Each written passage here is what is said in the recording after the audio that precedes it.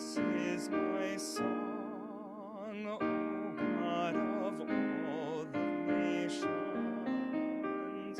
a song of peace for lands afar and wide. This is my home, the country where my heart is. Here are my hopes, my dreams, my holy shrine.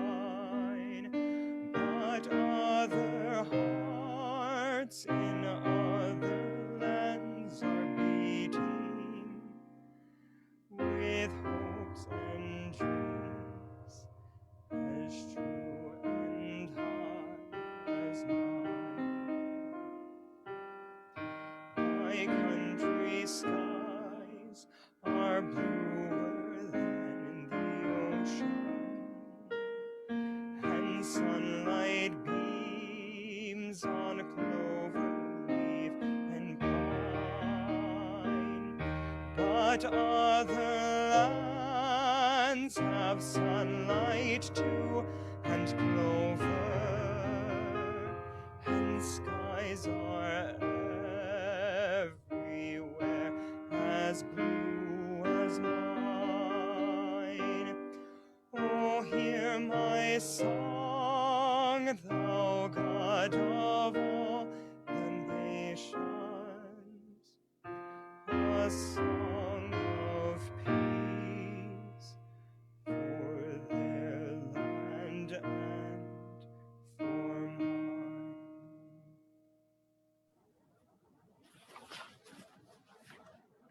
Good morning. Welcome to the Unitarian Universalist Community Church.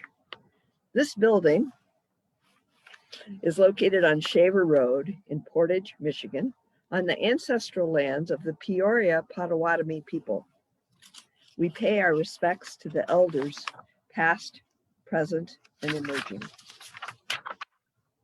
It is a little brick church with a rainbow flag and the Black Lives Matter banner out in front, because we believe that love is love, and it is our responsibility to dismantle white supremacy and build a beloved community that benefits us all.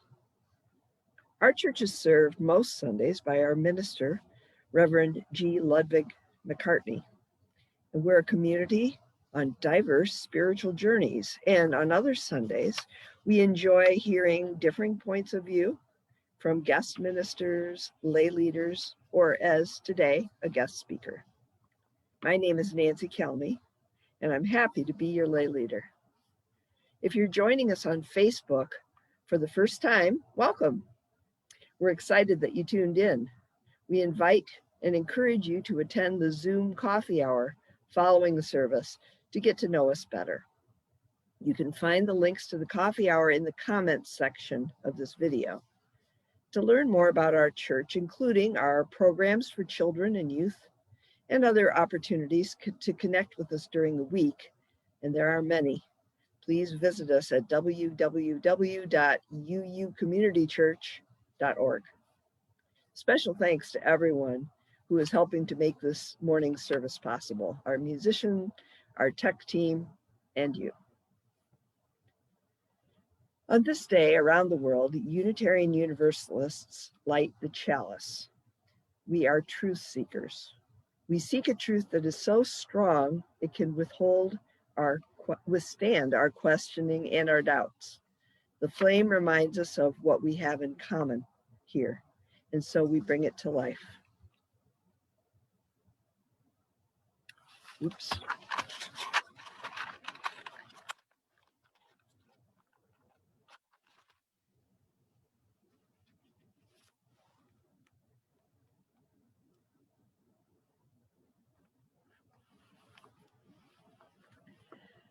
In the light of truth and the warmth of love, we gather to seek, to sustain, and to share. Today for our meditation, I'm going to read a writing that is done in the spirit of Chief Seattle.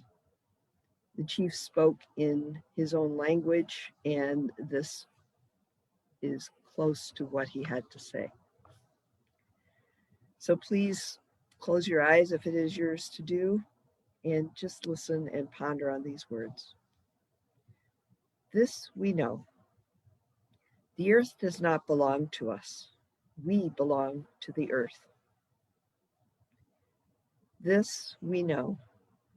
All things are connected, like the blood which unites one family. All things are connected. Whatever beliefs befalls the church befalls the sons and daughters of the earth. We did not weave the web of life. We are merely a strand in it.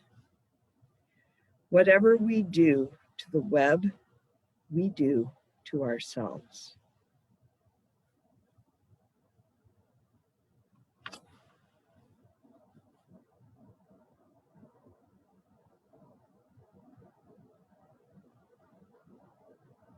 Thank you. Today, our guest speaker is Mr. Marcus Winchester. Marcus is a citizen of the Pokégnek Band of Potawatomi Indians.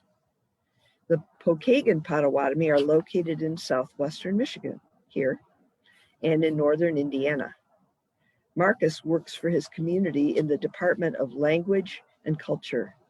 In this capacity, Marcus strives to promote and maintain Potawatomi history, language, and culture for the future generations of his tribe.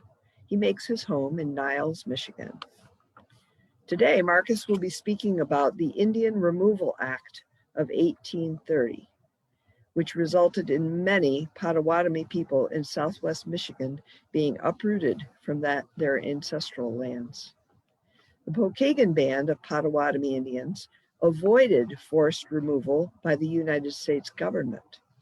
We'll explore that ingenuity of the Potawatomi leaders in that time and the continued importance of government-to-government relationships amongst sovereign Native American nations and the United States. And so I introduce to you our special guest, Marcus Winchester.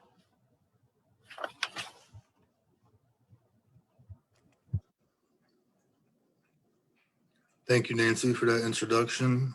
Good morning, everybody. First off, I want to say thank you, Miigwech, for having me here this morning. And before I get started, I'm going to introduce myself in my language. So, Buju, Jayet, Ginwa, Marcus Winchester, Indigenous, Bodéwadmik, Mina Odawa, Ndao, Jigwe, Ndodem, Cowater, Michigan, and Dochbia, Mina Bawa, Teak, and Dada, Oropi. So what I just said was, hello, everybody. My name is Marcus Winchester. I'm Potawatomi and Odawa. Those are the two tribes, the two nations that I belong to. Then after that, I told you that I was ThunderClan. The way that Potawatomi people govern themselves socially, politically, economically, anything that you can think of that keeps a nation healthy and vibrant, we do that through the clan system. And so everybody is born into a clan from their father's side. So my father's father, all the way back to the beginning of the clan system, was that of the Thunder Clan. So my duties and my responsibilities to the people are the responsibilities that the Thunder Clan holds. Then after that, I told you that I grew up in Coldwater, Michigan. I'm pretty sure a lot of you are familiar with that's at, right smack dab in south central Michigan, 10 minutes, 15 minutes north of the Michigan-Indiana border. And then the last part of my introduction was that I currently live at the place of the rapids. And so that is actually Niles, Michigan. We used to call this area Pawatik. And that talks about how the St. Joe River in this area of Niles used to be really difficult to traverse. The river looks way different now, but back in the day, it was a really rough and difficult river, especially in the Niles area. That's why we call it Pawatik, place of the rapids. So as was mentioned earlier, I work for my tribe, I work for my community, the Pokégnek Band of Potawatomi Indians, and I work in the Department of Language and Culture. What I'm going to share with everybody this morning is the story about how my group of people, my group of Potawatomi remained in the Southern Great Lakes. So I'll go ahead and I'll jump right into it. The Potawatomi people, we are the word that we have for ourselves is Bodéwadmik. And what Bodéwadmik means is keepers of the fire. And that's a responsibility that we have amongst a trio, a confederacy. We are part of what we call the Three Fires Confederacy. And there's two other tribes that we're very, very closely related to. So we've got the Potawatomi or the Bodéwadmik, the keepers of the fire. Then we have the Odawa, the keepers of the trade. Then we have the Ojibwe, the keepers of the tradition. So all three of us, our languages are very, very similar. Our cultures are very similar. And all three of us have another name that we refer to ourselves as, and that's Anishinaabe. And what Anishinaabe means is the people or the human beings. So all three of our tribes call ourselves Anishinaabe. And the relationships and the responsibilities that we have to one another are what I just described in our tribal, what our tribal names or the name of our nations means, the keepers of the fire, trade, and tradition. So traditional Potawatomi territory at the height of our expansion. So I'm talking late 1700s here, going into the early 1800s. Potawatomi territory was all of southern Michigan, a northern sliver of Ohio, particularly over by the Toledo area, all of northern Indiana, all of northeastern Illinois, and eastern Wisconsin going on up in the Green Bay was all original Potawatomi homelands. That was the land that we cared for. And so basically all of southern Lake Michigan is traditional Potawatomi territory. The Pokégnek Band of Potawatomi Indians, a tribe that I am enrolled with, our ancestors largely descend from the Potawatomi villages that were along the St. Joe River of southwest Michigan, northern Indiana. That's largely the group of Potawatomi that make up today the Pokégnek Band of Potawatomi Indians. We had a leader in particular by the name of Chief Topnaby. I actually descend from him. I'm a direct descendant of Chief Topnaby. And what Chief Topnaby decided as early as the Treaty of Greenville in 1795, so the Treaty of Greenville, Ohio, 1795, signed away pretty much the whole state of Ohio and a very small eastern sliver of Indiana. And what Topnaby requested as a part of that treaty was that he made the determination that he did not want to fight American expansion. He did not want to resist American expansion. What Chief Topnaby decided very early on was that the best way to deal with the large encroaching number of European American settlers was to have influence over that process and maybe even manipulate it to our benefit. And so that was the tactic that Chief Topnaby chose to go for. And the way that he went about that was during the Treaty of Greenville, Ohio in 1795. He pretty much said, all right, guys, so in exchange for all of our land that you want, we not only want money per acre, we also want you to send a missionary to establish a church. We want you to send a school teacher. We want you to send livestock. We want you to come build us cabins. We want a blacksmith. We want all these different things as a part of this treaty negotiation.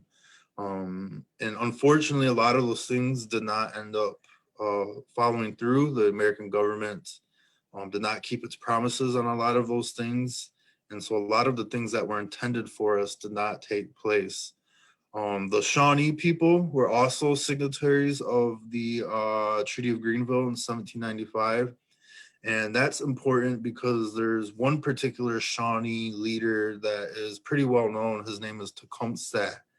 And what Tecumseh did is, again, he's a Shawnee leader. The Shawnee people were on the Treaty of Greenville as well.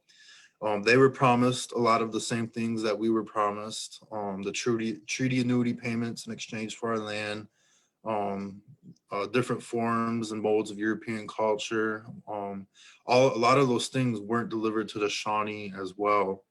And so at the same time period, as a part of the Treaty of Greenville, what was supposed to take place was we identified boundaries where the European American settlers would stay away, stay off of Native American land, and Native Americans would stay on their land and not go on to the newly formed American land. But that, of course, did not happen. A lot of European settlers squatted on Native American reservation land, and a lot of the Native Americans, they had to provide for themselves. They had to live the way that they knew how, and that was harvesting and living off of the land. And so that required them to go outside of the boundaries to get some of the resources that they needed. Well, these interactions back and forth, nobody respecting the treaties, and the United States government not following through with their promises that they made to the tribes that signed the Treaty of Greenville, Ohio. This made Tecumseh in particular very upset. And so what Tecumseh wanted to do was he wanted to get as many Native American nations, get as many of their villages together as he could and create a united front.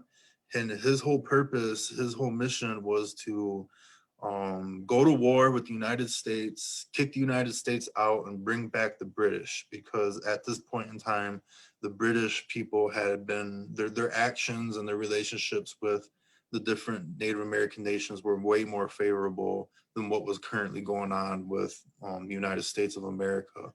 Well, Tecumseh came around here. He came to Southwest Michigan. He came to the villages, the Potawatomi villages that were up and down the St. Joe River here.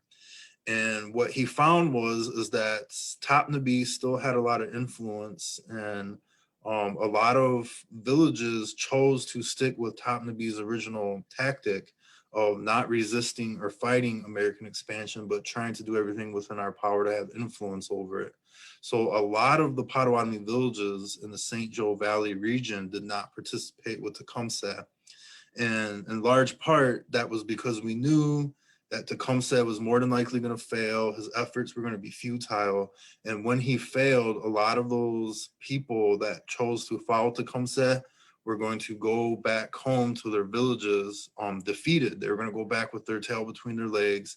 And that would give the American government the upper hand to sweep in and manipulate the people into more land cession treaties and start to dwindle the homeland more and more and more. And that's exactly what happened. Unfortunately, Tecumseh was killed at the Battle of Thames in southern Ontario in 1813. And after Tecumseh was killed in battle, those Potawatomi villages that did follow him, mostly Potawatomis from along the Wabash River and Potawatomis from the prairies of northern Illinois, southern Wisconsin, those were mostly the Potawatomi that followed Tecumseh. They went home, they went back to their villages, they were defeated, and exactly what we didn't want to happen happened. The American government went in and started signing treaties with them, started making arrangements with those different villages to move out west and live in Kansas. And that was exactly what we didn't want to happen. That was exactly what we feared was going to happen. But nevertheless, the St. Joe Valley Potawatomi, we stayed put, we stayed in the area. And after about a decade or so, Chief Topnabee decided at the Treaty of Chicago in 1822, he said, you know, let's try that tactic again that we had originally tried at the Treaty of Greenville, Ohio. So once again, at the Treaty of Chicago in 1822, Chief Topnabee and the other leaders that had villages up and down the St. Joe Valley, they requested all those things again. They requested a missionary to be sent. They requested a school teacher, a blacksmith, all these things. And finally, this time, somebody was sent. A guy by the name of Isaac McCoy was sent to Topnabee's village, and he established Cary Mission, really close to Topnabee's village on the west side of Niles, Michigan.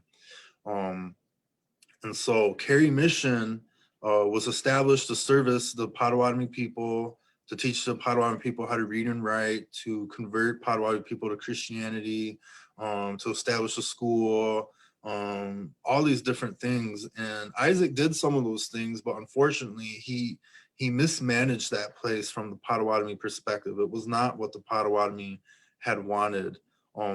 out of the mission that they had requested. And unfortunately, Isaac McCoy, he pocketed a lot of the money that was sent to him to manage the mission. He kept a lot of that money for himself. He wasn't able to get a lot of the Potawatomi to convert to Christianity. With the number of Potawatomi that were within the vicinity, when you look at the number of children that attended that school, it wasn't a whole lot considering the amount that should have and could have went to that school. So the Potawatomi weren't happy with how many students weren't interested in attending Isaac's classes.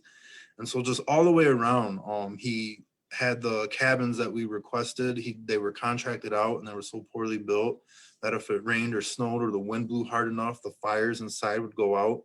So basically what I'm getting at is the Potawatomi weren't happy. And so we had to figure something out. And that's when our leaders put our minds together again. And it was at this time that one of our leaders by the name of Leopold Pokégnek, he was actually Topnabee's son-in-law. Leopold decides, well, let's fire Isaac and hire somebody else. So Leopold walked all the way from his village, which is along the Michigan-Indiana border, just north of South Bend. And he walked all the way to the Catholic diocese in Detroit. And what Leopold did is he requested from Father Gabriel Richard. He requested that Father Richard send what the Potawatomi called a black robe, but he requested that a Catholic presence be in the area and that they take over Cary Mission. At first, Father Gabriel Richard did not want to entertain the request, but the old story goes is that Leopold dropped to his knees and started reciting old prayers, old things that he had learned from the French Jesuits. The Potawatomi had learned from the French Jesuits 100 years prior at Fort St. Joseph in Niles, Michigan. And so once Father Gabriel Richard realized and learned what it was that Leopold was reciting, it blew him away. And he said, all right, you've got it. I'm going to send somebody back with you. And Leopold made him promise that he would not, the Potawatomi people would not be abandoned, that the black robe that they were sending would be there forever. So that's what happened. They sent a guy by the name of Father Baden back to service the Potawatomi people. And so back home, back at Cary Mission, Isaac actually gets wind of this. He finds out that the Potawatomi are getting ready to fire him and bring in a replacement. And so there's a discussion that goes down, an argument, you might say. And Isaac is saying, I'm not leaving this place. You know, this is my mission. I'm not going anywhere. And the Potawatomi are saying, you know, this is our mission. We're the one that hired you, and now we're firing you. You got to go. And Isaac is saying, no, I'm not going anywhere. This is my place. And finally, Leopold gets tired of the back and forth, and Leopold says, forget it. You know, we're going to abandon Cary Mission altogether, and Father Baden's going to come down to my village, and we're going to establish the mission there. And so that's what happened. Father Baden went down to Leopold's village that's along the Michigan-Indiana border, and he established a very successful establishment there. A lot of people were converting to Catholicism. A lot of the kids were attending school. People were learning how to read and write. Everything that the Potawatomi had intentionally wanted in the beginning was now coming to fruition through this process. Isaac eventually leaves and abandons Cary Mission, and he goes out west to start another Indian mission somewhere else. But in the meantime, Isaac McCoy, he's writing letters to lawmakers out in DC, and in these letters, Isaac McCoy is telling our lawmakers that if we truly care about these savages, what we need to do is we need to round them all up, and we need to ship them out west and let them live in their own despair, because they're incapable of learning how to read and write. They're incapable of living side by side with the white settlers. They're incapable of anything. They're lazy. They're drunks. And they're just a miserable people. And if we really truly care about these savages, We're going to send them out west. And that's really the humane thing to do, is to get them out of here. And that's how the Indian Removal Act of 1830 made its way through Congress, is because of people like Isaac McCoy sending letters like this to the lawmakers. So Indian Removal Act became federal law in 1830. And what the Indian Removal Act said was that any Native American living east of the Mississippi had to be relocated west of the Mississippi. And so that brings us to the Chicago Treaty of 1833. And at the Chicago Treaty of 1833, we send Leopold as one of our many representatives. But when Leopold goes to this treaty signing, and what this Treaty of Chicago in 1833, that's to sign away the last of the Potawatomi land in Michigan and Indiana, and get the last of the Potawatomi out of the Southern Great Lakes and send them out to Kansas. That's what this treaty is all about. And so Leopold goes to that treaty, and Leopold says, all right, guys, you want to remove me and my people because you said A, B, C, D, and E. We can't live with European Americans. We can't read and write. We can't farm. We can't do this. We can't do that. But if you look at my village, you'll see that we are doing all of that and then some. We are doing everything that you said we are not capable of, and we're being very successful at it. And so through that treaty negotiation process, the United States government said, you know what, you're right. And so they made an amendment in the treaty. And what that amendment said was that Leopold Pokégin and his group of Potawatomi were exempt from removal based on their religious creed. So what had just happened was Leopold's father-in-law's tactic, Topnaby's original plan had worked. It came to fruition. His political savviness had finally ended up working. Rather than fight or resist American expansion, we did everything within our power to influence it and manipulate it to our benefits. But while Leopold was successful, not all the Potawatomi who tried this tactic up and down the St. Joe River weren't as successful. There's another Potawatomi chief by the name of Chief Menominee, who lived just a little bit further south of the South Bend of the St. Joe River. That's why they call South Bend, Indiana, South Bend, is because it's on the southern bend of the St. Joe River. So just a little bit south of that, southeast of that, is where Chief Menominee had his village, and he tried the exact same tactic as Leopold did. And he invited a guy by the name of Father Pettit into his village. Father Pettit established a very successful mission, all the same successes as Leopold, but Chief Menominee was forcibly removed, and what would become known as the Potawatomi Trail of Death. The Potawatomi Trail of Death is not all of the Potawatomi being removed at one single time. The Potawatomi removal was very piecemeal. The government went into village by village by village by village. So if you ever hear anybody talk about the Potawatomi Trail of Death, that's just one specific village, and that's Chief Menominee's village. And so him and his village were forcibly removed at gunpoint. And why did Chief Leopold Pokégин's tactic work, but not Chief Menominee's?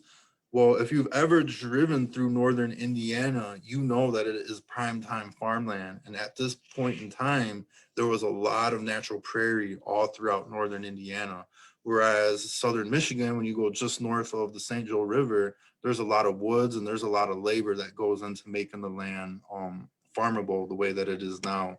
And so the Indian Removal Act wasn't about getting Native Americans out west because it was the good thing to do, and that was the best thing for these Native American people. The Indian Removal Act was about getting Native American people off of primetime farmland, as is described with the dichotomy between Chief Menominee's village and Chief Leopold's village, and why they were removed and why we weren't. So back to Chief Leopold. We were not set aside reservation land. The government did not set aside land that they said, all right, this land is specifically yours and this will be yours forever. Instead, what the government said is you have to move out of southern Michigan and move to northern Michigan to the Harbor Springs, Petoskey area, to the Arbor Croce specifically. So when Leopold went up there, that's Odawa territory. So when Leopold went up there, the Odawa told him, sorry, man, there's no room for you up here, because the Odawa had just signed away the last of their land. So what Leopold did is he came back down to southern Michigan, and he purchased land with his own money, as well as money that he grouped together from others within the village. And what Leopold did is he bought land from the state of Michigan, just outside of Dowagiac, Michigan, more particularly Silver Creek, Michigan. And so Leopold moved his entire village from where it was down by Michigan-Indiana border, and moved it up northeast to the Dowagiac area, and moved everybody there. When Leopold did this, he was getting ready, once they had established the village there just outside of Silver Creek, he was getting ready to divvy up all the land and distribute it equally amongst all of the families. But before Leopold could follow through with this, he actually passes away.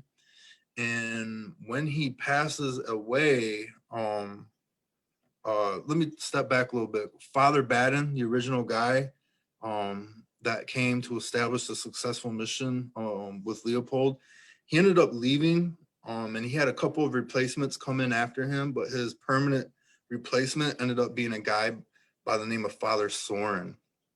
And so Father Baden made Father Soren promise him that he was never going to abandon his Potawatomi children, as he called people. And Father Soren promised him, I will never abandon the Potawatomi people. We will continue to service them. And so Father Baden's permanent replacement, Father Soren, after Leopold passes away, Father Soren decides to jump in the middle of things, and he tells the United States government that their leader died, Leopold is dead, so the next in line is their oldest son, Peter Pokégn, and he's the new guy in charge. He's the new leader. He's the new chief. Well, this made everybody in the village mad, because we already had a new leader picked. Sometimes our leadership was hereditary. Sometimes it went down to the oldest son, but that was not a guarantee. We were a democracy. We picked our leaders based on who could lead the people, and we had identified Sanajuan, a guy by the name of Sanajuan, and he was supposed to take over for Leopold. But then you got Father Soren going in, telling the United States government that, no, this is the guy that's in charge now. So now all negotiations and communication is going through Peter. Then on top of that, Peter decides to not honor his father's wishes or his original intentions of divvying up all the land and distributing it equally amongst the families. And then on top of that, we bought this land from the state of Michigan. So come early spring every single year, well, some people get an early jump on it early in January, but every year we have to pay our taxes. So we owed land taxes to the state of Michigan. And the way that Native American people look at wealth is a lot different than the way that mainstream America looks at wealth. We don't judge wealth by how much we accumulate and how much we acquire in savings. Native American people traditionally judge their wealth by how much they're constantly giving and providing. So the most influential and respectable people in the village in those times were the ones that were, today's terms, were the most poor, the most humble, because they were constantly giving to those in need. And so, long story short, nobody was just sitting around on money to pay these land taxes. So you had Father Soren telling the government that Peter Pokégn in charge, and then Peter Pokégn decides to not divvy out the land, and then we don't have money to pay for land taxes. And these three things, amongst a lot of many other things, contribute to a lot of chaos and pressure. And so eventually what happens is the community splits into three distinct communities. Sanajuan, the guy that was originally in charge, he broke off, took a good number of the tribe and went to just outside what is now today Hartford, Michigan, and established a new village at Rush Lake. Then there was people that stayed with Peter at Dowagiac or Silver Creek. And then there was a good number of families that actually chose to stick around the South Bend area because of our relationship with the Catholic Church at this time. And so that's why you end up with three distinct communities that are still present to this day. My mother's from the Rush Lake community in Hartford, and my father's from the community in Dowagiac. So those three communities exist to this day. And so that Father Soren, if some of you don't know, he is actually goes down in history as the founder of Notre Dame. And so our relationship with the Catholic community here in Michiana, as they call it, southwestern Michigan, northern Indiana, is very, very, very much intertwined, and their history is our history in a lot of ways, because we're the ones that invited them to this area. The university doesn't always acknowledge it for obvious reasons. They're the guy that they really hold up on a shrine, Father Soren, actually did some pretty manipulative things with our community politics back in the day. But that is a very condensed version of how my group of Potawatomi, who would become to be known as the Pokégnek Band of Potawatomi Indians, avoided removal in the 1830s. Why I live, me, my children, my family, why we still live in the homeland of where my grandfathers are buried. We know some of those old burial sites along the river. And it's good to know that my ancestors were thinking of me and my children today. We have this thing called 7-generation thinking, and basically what that is you make decisions today, not so much for how they're going to benefit you now, but for how they're going to benefit the people 7 generations from now.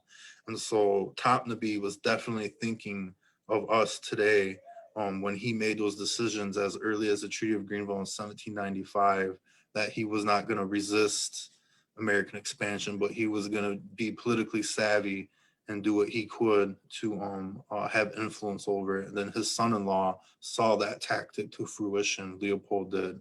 And so because of that, because of the savviness of the leaders along the St. Joe River, the Potawatomi people along the St. Joe River, we're still here today. We still live up and down the St. Joe River. And we are now contemporarily known as the Pokégnek Band of Potawatomi Indians. We're a sovereign nation. The United States recognizes us as a domestic nation within a nation and on our own land. Our say goes, we have the right to govern and govern ourselves and take care of ourselves in our own way that we believe that the Creator gave to us. So that's what I have. I believe that was just about 30 minutes. I'll turn it over to the moderators, to Nancy, I believe. So please let me know if anything was fuzzy or unclear, if you got any questions, or if there's anything you want me to expand on. Thank you, Marcus. That was fascinating. We don't often hear those stories, so thank you so much for sharing it with us today. Yep. So now we turn to our offering. Our lives have been graced by many gifts. If you desire and are able to donate to our church, which still has expenses as pre-COVID-19, there are a few ways to do that. You may mail a check to our building. You may give electronically through our church website, or you can give using the Give Plus app on a smartphone or a tablet. Your donations are sincerely appreciated and allow us to continue carrying this life-giving message to the wider world. Nick.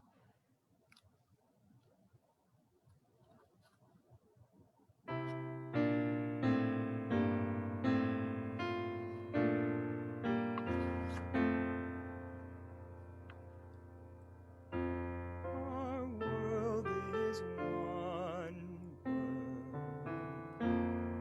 A touch is one, affects us all. The seas that wash us round about, the clouds that cover us, the rains that fall. Our world is one word. we think affect us all. The way we build our attitudes with love or hate, we make a bridge or wall. Our world is one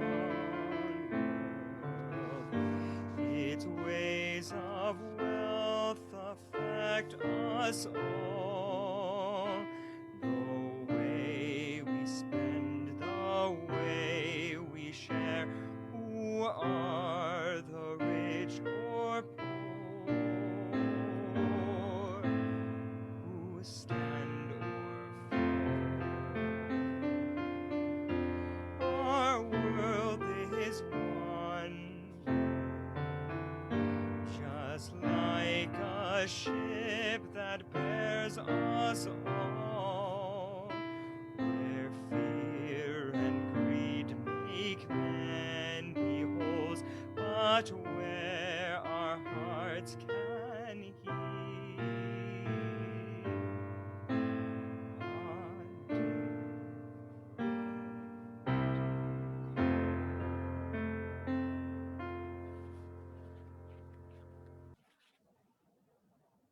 Thanks, Nick. As we extinguish the chalice, let us remember to keep the flame awake and alive in our souls, and let the light of the chalice bind us together, showing us the way. We extinguish this flame, but not the light of truth, the warmth of community, or the fire of commitment. These we carry in our hearts until we are together again. Today's closing words are by Unitarian Universalist minister Robert Mabry Doss. For all those who see God, may God go with you. For all who embrace life, may life return your affection. For all who seek a right path, may a way be found, and the courage to take it step by step.